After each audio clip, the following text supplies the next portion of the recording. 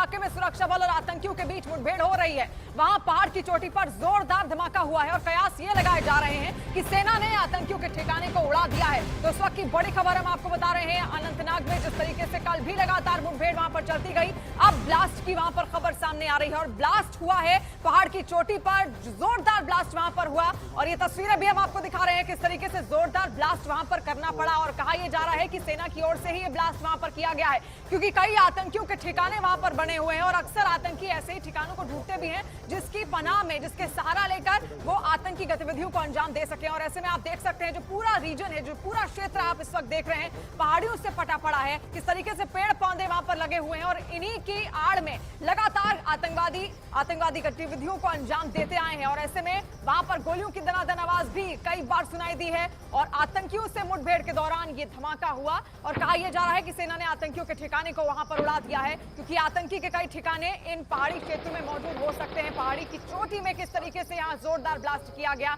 और गोलियों की आवाज भी, गोलियों की तड़तड़ाहट भी लगातार कई बार सुनाई दी, क्योंकि मुठभेड़ अब भी वहां पर लगातार जारी है। और हमने देखा किस तरीके से हमारे 3 जवान शहीद भी हुए हैं और उनकी शहादत का बदला यहां पर किसी भी तरीके से भारतीय सेना लेती हुई जरूर दिखेगी। फिलहाल ये तस्वीर आप देखिए, कुछ देर पहले की तस्वीरें हम आपको दिखा रहे हैं। गोलियों की आवाज किस तरीके से आ रही है जिससे हर कोई सहम सकता है, ऐसी ये आवाजें हैं, क्योंकि लगातार मुठभेड़ चल रही है। जैसे ही वहां पर सुरक्षा बलों को पता चलता है कि कुछ आतंकी छिपे हो सकते हैं, ऐसे में उनको ढेर करने के लिए सर्च ऑपरेशन चलाया जाता है और उसके बाद इन पहाड़ियों में कई आतंकियों के ठिकाने छिपे होने की भी खबर सामने आती है।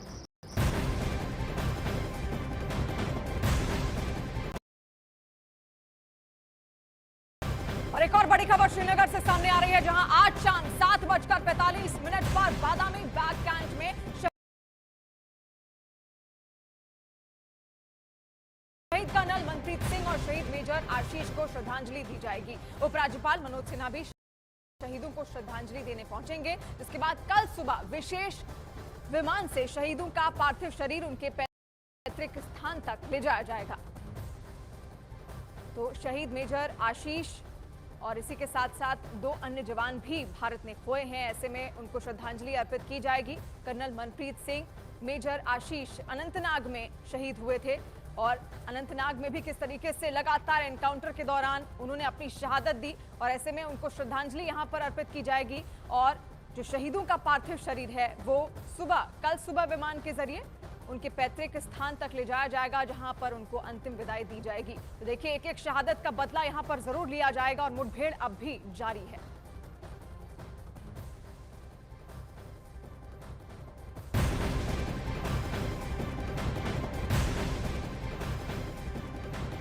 और जम्मू कश्मीर के अनंतनाग में शहीद मेजर आशीष धौंचक को कल अंतिम विदाई दी जाएगी।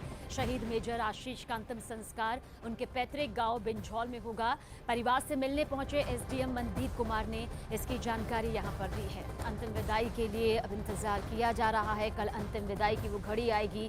हालांकि सीना गर्व से चौड़ा होता है जब हमारे देश के जवान देश की खातिर अपनी जान न्यौछावर करते हैं, लेकिन इसमें भी कोई दो राय नहीं कि उन आतंकियों का खात्मा जड़ से होना चाहिए, जिसके चलते सुरक्षा बल मुस्तैदी के साथ बॉर्डर पर हर वक्त टिके रहते हैं। बिजौल गांव में अंतिम संस्कार होगा। शोक की ये तस्वीर लगातार जब सामने आती है तो दर्द होता है, दिल को जख्मी होता है पूरा देश जब भी कोई जवान इस तरह से शहादत हासिल करता है, क्योंकि लगातार मुस्तैदी के साथ देश के लिए अपनी जान न्यौछावर करने के लिए एक एक जवान हर वक्त तैयार रहता है। शहीद मेजर आशीष को कल जब अंतिम विदाई दी जाएगी तो जाहिर सी बात है सिर्फ उनका गांव ही नहीं बल्कि पूरा देश नम आंखों से उन्हें विदाई देगा। देश के लिए नुकसान है और जो परिवार है उनका पर्सनल लॉस है, लेकिन पूरे देश के काम आए हैं, शहीद हुए हैं और अपना फ़र्ज़ निभा के गए हैं। तो गर्व की बात भी है ये, पूरे देश के लिए, पूरे देश के काम आए हैं। पर्सनल लॉस देखो हमें भी है और पूरे परिवार को भी है। तो इस दुख की घड़ी में पूरा प्रशासन, पूरा भाईचारा, पूरा समाज जो है उनके परिवार के साथ है। मैं उनके परिवार से पर्सनली भी अब आज यहाँ आके मिला हूँ और इसीलिए उनको सांत्वना देने के लिए आज यहाँ पहुँचे थे। और जैसे ही उनका पार्थिव शरीर आएगा और भी बड़े बड़े अधिकारी सभी और सरकार के जो नुमाइंदे हैं वो पहुँचेंगे। जब से खबर उनके परिवार तक पहुँची है, रो रो कर लोगों का बुरा हाल है। आशीष के जीजा जी सुरेश हमारे साथ हैं। सुरेश जी, बहुत दुख की घड़ी है। कैसे जानकारी मिली, कैसे ये खबर आपके घर तक पहुंची? कल सबसे पहले उनके यूनिट से उनके किसी दोस्त का फ़ोन आया था कि भाई यहाँ मुठभेड़ हो रही है और आशीष काफ़ी इंजर्ड हो गया है। सबसे पहले कॉल यही आई थी। उसके बाद फिर परिवार के पास कोई डायरेक्ट कॉल नहीं आई। मीडिया से फिर शाम को पता लगा कि वे बस शहीद हो चुके हैं। उनका एक बच्चा भी है, पत्नी ज्योति हैं और 3 बहनों में अकेले भाई थे। घर में किस तरीके से उनका आपस में सबसे मेल जोल था, जो अब बीच में नहीं है, तो बस याद करने के लिए? वो बहुत हंसमुख था, बड़े मजाकिया स्वभाव का था। जब भी वो आता था तो अपनी बहनों को अपने पास बुलाता था, उनके साथ आउटिंग पे जाता था। भाई मैं 3 दिनों बाद आया हूँ, बल्कि वो खुश होते थे भाई हम बाहर का खाना खाएंगे। वो कहता नहीं मैं घर का खाऊंगा, घर से खाना खा के तब उनको लेकर डिनर करवाने जाता था या बाहर घूमने जाता था। सबसे मिल के रहता था। उनकी मेजर बनने की जो कहानी है, वो कहते हैं कि बचपन में जैसे पुलिस जो सिपाही का जो खेल बच्चे खेलते हैं, और चाचा भी एयरफोर्स में थे, तो कहीं ना कहीं घर से प्रेरणा मिली कि देश के लिए काम करना है, देश सेवा में जाना है। हाँ जी, वो अपने चाचा से इंस्पायर थे ज़्यादा। उन्हीं को देख के ही उन्होंने सोचा था, उनका एक सपना था कि भाई मैंने डिफेंस में जाना है।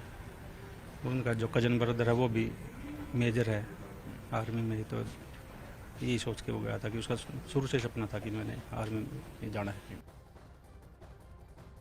और अनंतनाग में किस तरीके से लगातार मुठभेड़ चल रही है, इसको दिखाते हैं रिफत अब्दुल्ला की खास रिपोर्ट। इस वक्त मैं ग्राउंड जीरो पे हूँ और ज़बरदस्त फायरिंग हो रही है और आप ये देख सकते हैं, ये जो पहाड़ी एरिया है यहाँ पर ही ये फायरिंग का सिलसिला लगातार जारी है। सुबह से रुक रुक के फायरिंग का सिलसिला जारी था। कई बार आईडीज़ के धमाके सुनने को मिले, ग्रेनेड्स के धमाके सुनने को मिले। तो कई मिलिटेंट हाइड आउट्स यहाँ पे समझा जाता है कि रहे होंगे, उसको नाकारा, उसको तबाह करने के लिए आईडीज़ का इस्तेमाल किया गया। फायरिंग का सिलसिला लगातार जारी है, फायरिंग हो रही है। पुलिस ने पहले ही बताया था कि 2 मिलिटेंट जो है उनको एनसर्कल किया गया, यानी इसी एरिया में उनकी घेराबंदी कर दी गई है। पुलिस का कहना है कि उनका ताल्लुक एलईटी से है। आपको मैं बता दूं कि कल सुबह यहाँ पे ऑपरेशन शुरू हुआ था, जब स्पेसिफिक इन्फॉर्मेशन मिली थी सुरक्षा बलों को कि इस एरिया में मिलिटेंट छुपे हुए हैं। कॉर्डिनेट सर्च ऑपरेशन किया गया और जो पहले मिलिटेंटों ने फायरिंग की, गात लगाकर हमला किया, उसमें आर्मी के 2 ऑफिसर घायल हुए थे और पुलिस का एक ऑफिसर गंभीर रूप से घायल हुआ था और वो जख्म किताब ना लाकर दम तोड़ बैठे। हालांकि उनको इवैक्यूएट करना बहुत मुश्किल हो गया। आप सुन सकते हैं आवाज़, धमाके लगातार हो रहे हैं, फायरिंग लगातार हो रही है और उनको इवैक्यूएट करना काफ़ी मुश्किल हो गया। ब्लड लॉस बहुत हुआ है जिसकी वजह से वो दम तोड़ बैठे और उसके बाद जो है ये ऑपरेशन मज़ीद बढ़ा दिया गया। आर्मी, सीआरपीएफ और पुलिस जॉइंट ऑपरेशन चला रही है और हम देख रहे हैं कि इस पूरे माउंटेन्स एरिया में आर्मी चप्पे चप्पे पे तैनात है और कल माउंटेनर्स और रॉक क्लाइंबर्स जो हाउस के हैं, हाई अल्टीट्यूड वारफेयर स्कूल जो आर्मी का है, वहाँ से उनको लाया गया, पैराट्रूपर्स को लाया गया है। हेलीकॉप्टर से लगातार सर्वेलेंस की जा रही है, एरियल सर्वेलेंस, और साथ ही क्वाडकॉप्टर्स या ड्रोन जो है उनकी भी मदद ली जा रही है। जगह जगह पे फोटोग्राफ्स लिए जा रहे हैं, फुटेज ली जा रही है और उसके बाद ऑपरेशन किए जा रहे हैं। तो ये कहा जा सकता है कि बड़े पैमाने पे लगातार ये ऑपरेशन चलाया जा रहा है। सेना की टुकड़ियां बाहर भी है। मैं थोड़ा सा दिखाने की कोशिश करूंगा। यहाँ जो आउटर कवर है वो आर्मी का है, पुलिस का और सीआरपीएफ का है। आप सुन सकते हैं आवाज़। आप फिर से मैं यहाँ जाना चाहूँगा क्योंकि बहुत ज़्यादा फायरिंग हो रही है और आवाज़ से आप अंदाज़ा लगा सकते हैं कि किस शिद्दत से यहाँ पे धमाके हो रहे हैं, फायरिंग हो रही है। बिल्कुल ये वाला एरिया है जो आपको यहाँ से दिख रहा है। मैं दिखाने की कोशिश करूँगा उंगली से। ये वो स्पॉट है जहाँ पे इस वक्त फायरिंग हो रही है, बिल्कुल हमारे सामने है, आंखों के सामने। और इसी दर्रे में नीचे 3 बॉडीज़ जो है वो रिकवर की गई, आर्मी कर्नल की बॉडी और मेजर की। और आप सुन सकते हैं बहुत ज़बरदस्त फायरिंग हो रही है और डीएसपी की भी बॉडी यहाँ ही रिट्रीव की गई। ऐसा समझा जा रहा है कि वो शायद ऊपर थे जब फायरिंग मिलिटेंटों ने की, तो शायद उसके बाद जब वो ज़ख्मी हो गए वो नीचे गिरे, क्योंकि जिस तरीके से माउंटेनर्स की हेल्प ली गई या रॉक क्लाइंबर्स की हेल्प ली गई, उसका मतलब है कि जहाँ पे रॉक क्लाइंबर को पहुँचना पड़ा बड़ा मुश्किल, रोप्स लगा के, वहाँ आम हालात में शायद कर्नल या मेजर या डीएसपी नहीं पहुँच सकते थे, तो शायद ऊपर से वो बाद में गिरे हैं। क्योंकि जब वो ज़ख्मी हो गए तो वहाँ से सुन सकते हैं आप बहुत ज़्यादा फायरिंग हो रही है। यहाँ पे मशीन गन्स का इस्तेमाल किया जा रहा है, आर्मी की तरफ से आईडीज़ का इस्तेमाल किया गया, ग्रेनेड्स का इस्तेमाल किया गया और ये धमाके लगातार हो रहे हैं और ये फायरिंग लगातार हो रही है।